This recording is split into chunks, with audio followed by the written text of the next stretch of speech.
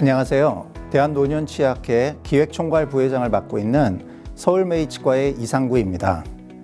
오늘은 최근 진료실에서 점점 더 많이 만나게 되는 노인 환자분들의 턱관절 장애에 대하여 짧은 시간이지만 세부 진단 몇 가지와 유의할 점을 살펴보면서 이야기를 나누어 보겠습니다. 국민건강보험공단은 빅데이터를 분석하여 2016년도에 턱관절 환자 가파른 증가라는 제목의 보도자료를 내었습니다. 내용을 보면 2015년 턱관절 환자가 6년 만에 40.5% 증가하였다는 것과 여성이 남성보다 1.5배 비율이 높다라는 것이었습니다. 전통적으로 설명되는 기존의 턱관절 질환에 대한 연령별 유병률에 대한 그래프입니다. 보시는 바와 같이 20대와 30대에서 TMD 발생이 많고 40대부터 급격히 줄어들어서 45세만 넘어도 급감하는 양상을 보이고 있습니다. 여성과 남성의 성별의 차이도 매우 큰 것을 볼 수 있습니다. 미국에서 2007년도와 2009년도 사이에 환자를 조사한 그래프입니다. 과거에 비해 45세가 넘어도 감소하지 않고 64세까지는 20, 30대보다 크게 낮지 않는 유병률을 보이고 있습니다.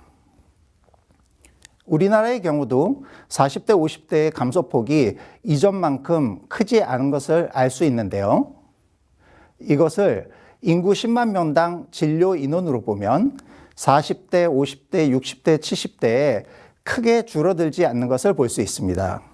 놀라운 것은 남성의 경우에 40대 남성보다는 50대 남성이, 50대보다는 60대가, 60대 남성보다 70대 남성의 진료 인원이 늘어났다고 하는 점입니다.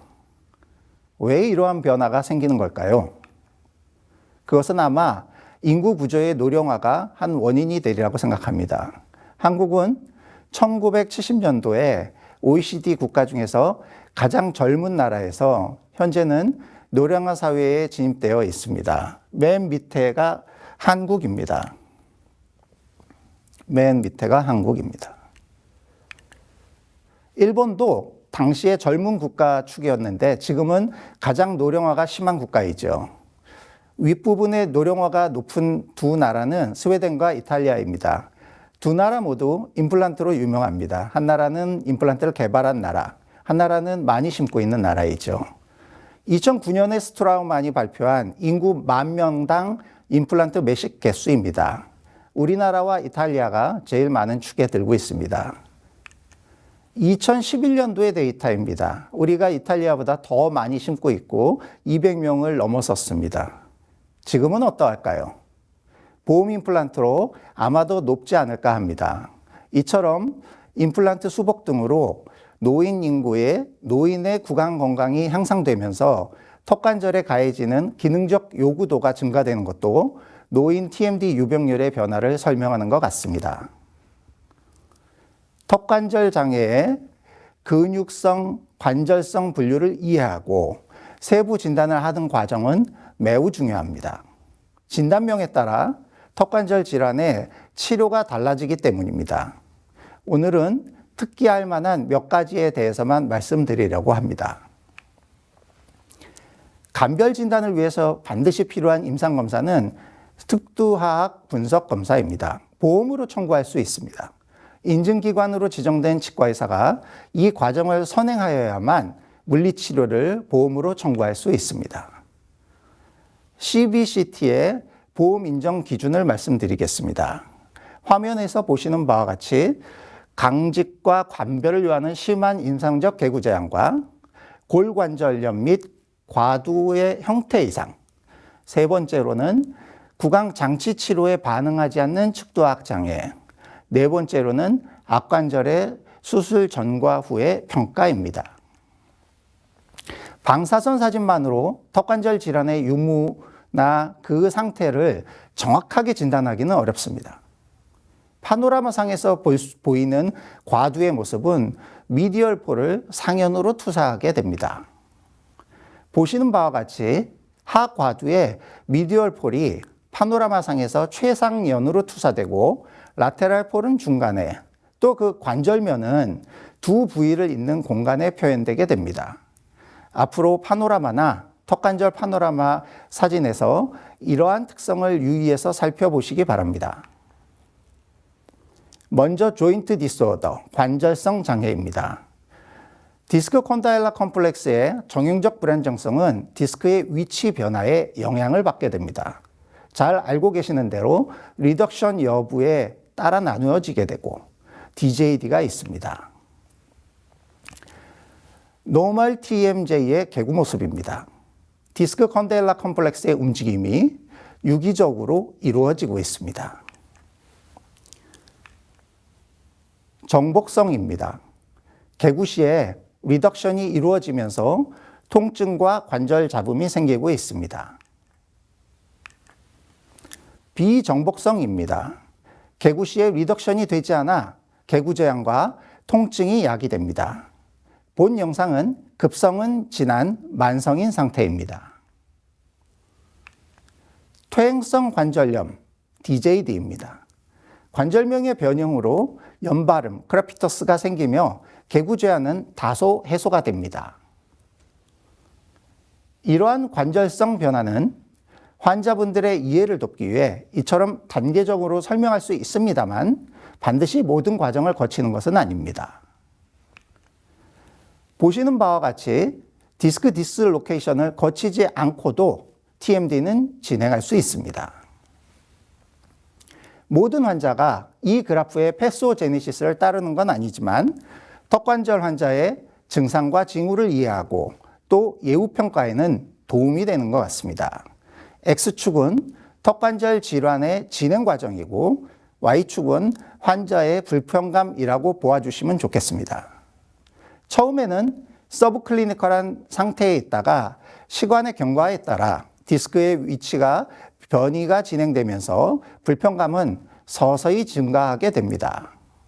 어큐트 락킹이 일어나게 되면 괴구 저항과 통증이 커지면서 환자의 불편감은 매우 증가하지만 크로닉 락킹으로 이행되면서 개구량은 점차 늘어나게 되고 통증은 감소하게 됩니다. 하지만 이때 문제가 해결되는 것이 아니고 DJD로 발전하게 되어 코티칼 이로전이 생기면서 골파괴가 나타납니다. 이 단계에서는 치료에 소극적인 노인 환자들에게 정확한 설명과 적절한 치료가 요구됩니다. 두 번째는 근육성 장애입니다. 보시는 바와 같이 세부 진단이 필요하고 그에 따른 치료와 예후가 달라지게 됩니다. 오늘은 마이오스파즘, 근경련에 대해서 말씀드리려고 합니다. 보호성 협정 수축과 국소 근동통은 급성의 근육성 장애이고요. 근막 통증은 만성 장애로 보시면 되겠습니다. 마이오스파즘, 근경련은 CNS에서 유도되는 토닝 머슬 컨트랙션으로 급성 장애입니다. 또한 급성 부종교합을 야기할 수 있습니다. 휴식 시에도 지속되어 근육의 길이가 짧아지면서 통증이 심합니다. 급성 부종교합을 호소하는 환자분 케이스를 하나 보도록 하겠습니다. 파노라마 사진입니다. 턱관절 파노라마이고요. 왼쪽 턱관절의 CBCT입니다. 오른쪽 턱관절의 CBCT입니다. 방사선 결과로는 과거부터 턱관절 질환으로 인한 과두의 변형을 볼 수 있습니다. 그렇다면 지금 환자분이 호소하는 급성 부종교합의 원인은 무엇일까요?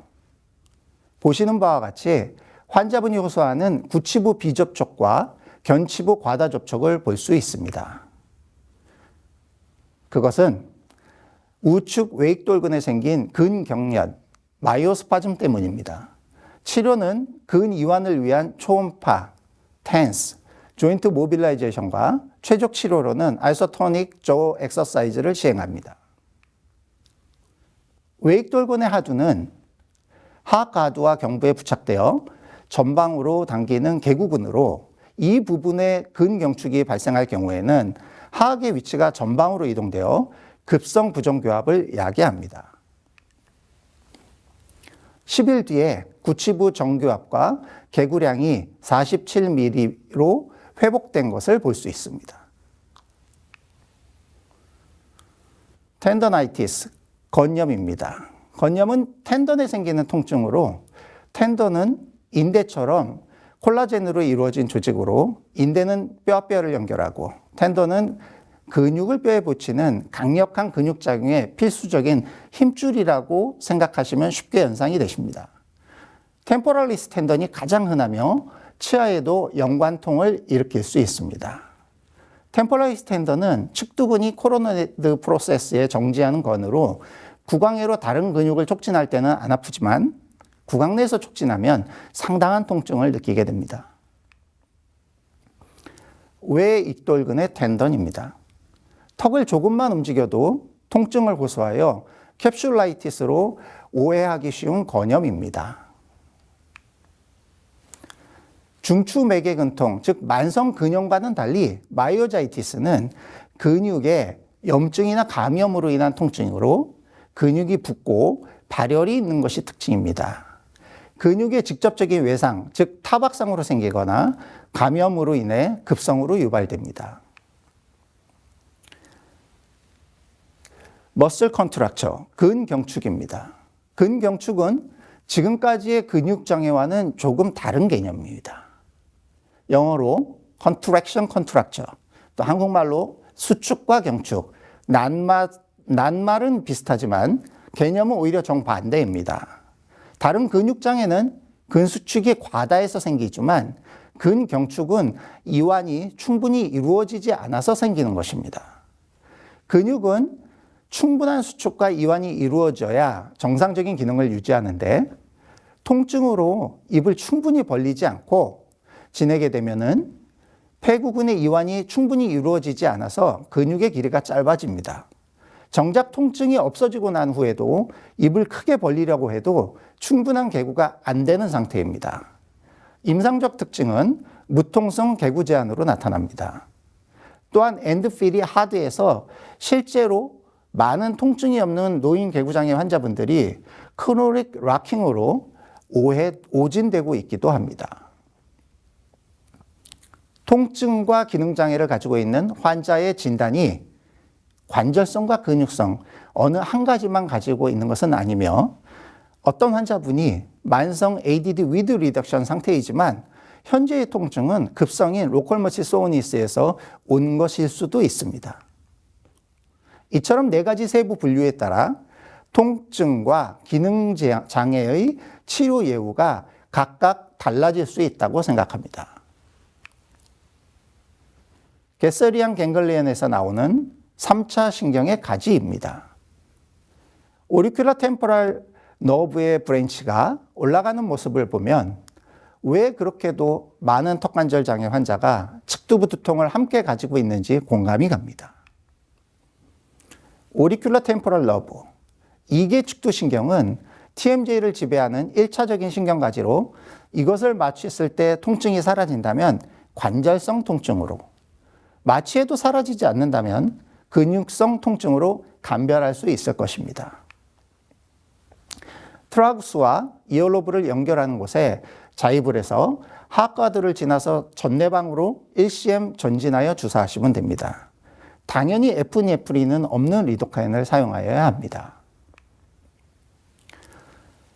이하선을 절개해서 들어가서 보는 카데바 사진인데요. 화살표 2개가 2개 축두신경이고 화살 헤드는 안면신경입니다. 화살표 하나는 축두동맥으로 반드시 아스피레이션을 하고 인젝션을 해야 됩니다. 보시는 바와 같이 안면신경과 가깝게 위치하고 있어서 때로는 안면신경이 마취되게 됩니다. 그러면 이분처럼 벨스파시가 온 것처럼 부작용이 나타납니다. 어느 부위가 유한 부위인가요? 오른쪽 부위가 이한 부위가 되겠습니다. 턱관절 장애 환자의 치료는 여러 가지 모달리티가 있습니다. 보시는 붉은색의 치료가 흔하게 이루어지고 있습니다. 오늘은 많은 분들이 궁금해하시는 약물 중에서 진통소염제를 처방할 때 유의할 점에 대해서 말씀드리고 강의를 마치려고 합니다. 진료를 하다 보면 턱관절 장애에 처방할 약에 대해서 묻는 전화를 종종 받습니다. 하지만 모든 증례를 만족시키는 싱글 에이전트는 없습니다. 엔세이드는 소염 진통제이지만 실제로는 소염 효과보다는 진통 효과를 목적으로 약을 처방하게 되며, 또한 소염 효과를 위해서 쓸 때는 진통 효과로 쓸 때보다 용량을 보다 늘려야 합니다. 하지만 그렇게 처방한 약의 소염 효과에 대해서는 이견이 있습니다. 또한 소염 효과를 보려면 2주 이상 처방을 해야 됩니다. 우리가 엔세이드를 루틴으로 3일 그냥 처방하는 것은 목적 없는 화살이 될 수 있습니다. 그 화살이 잘못된 방향을 가지 않도록 주의를 요합니다. 이러한 진통소염제의 처방은 특히 노인 환자에서 주의를 요합니다. 다른 기저질환이나 기존의 투약과 상호작용에 주의를 기해야 합니다. 엔세이드는 가스트릭 얼서와 블리딩을 유발하는데 노인 환자에서 더 심합니다. 기왕력으로 GI 트러블이 있는 환자는 엔세이드는 컨트라인디케이션이 됩니다. 꼭 써야 한다면 나프록센이나 이부브로펜이 상대적으로 안전합니다.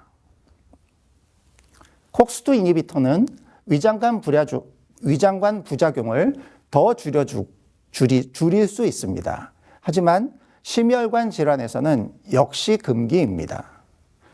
또한 진통 효과 역시 떨어지는 것 같습니다. 리튬 약을 드시는 노인분들은 엔세이드가 그 농도를 높이게 돼서 톡식서티가 늘어나게 됩니다. 메톡스렉세이트는 엔세이드와 바인딩을 경쟁하게 됩니다. 따라서 효과가 떨어지게 되는데요. 상대적으로 낮은 용량을 처방하는 류마토이드 아서라이티스 환자보다 고용량으로 투여하는 캔서 환자에서 더 효과를 낮추게 됩니다. 엔세이드는 5일 이상 장기간 처방하게 되면 항고혈압 제제의 효과를 약화시키게 됩니다. 엔세이드의 스롬복세인 합성 억제 효과 때문에 와파린 복용 환자에서는 시리어스 블리딩의 가능성을 높이게 됩니다. 이처럼 노인 환자분들께 엔세이드를 처방할 때는 기존 질환과 복용하시는 약물에 유의해야 하며, 그럼에도 불구하고 노인 환자에게 소염 진통제의 처방이 요구될 때는 환자가 직접 호소하는 증상과 선생님들께서 검사하시는 징후가 일치할 때 한해서만 처방하시기를 추천드립니다. 감사합니다.